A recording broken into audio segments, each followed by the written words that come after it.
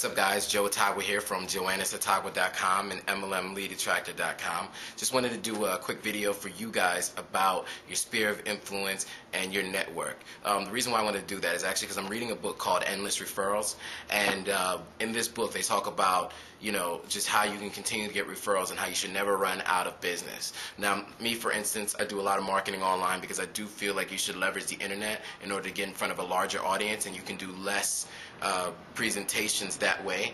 But I also believe that everyone has a large center of influence or a large sphere of influence and a bigger network than they tend to believe that they do.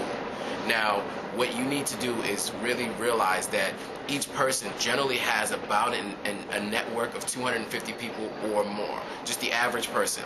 And this actually comes from a statistic that a guy named Joe Girard came up with, who actually had the sales record in the Guinness Book of World Records, 14 consecutive years, sales record of the most cars sold in the United States, actually. He was out of Detroit, Michigan. And what he did was he went to funerals.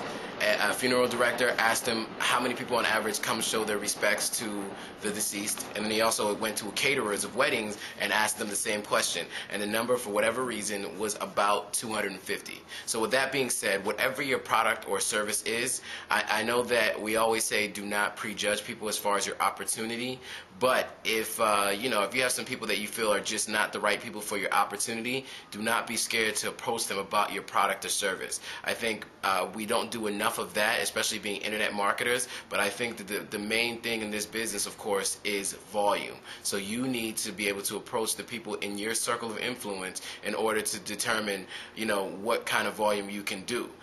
So you want to speak to your friends and family, you want to speak to anybody just at least introduce them to your product, okay? And if they're not interested, then you can always find out from them who might be interested in your product. But like I said, it's all about your circle of influence, your sphere of influence, and your network. And don't think that your network is small enough that you don't have enough people to reach out to. You'll always have people to reach out to.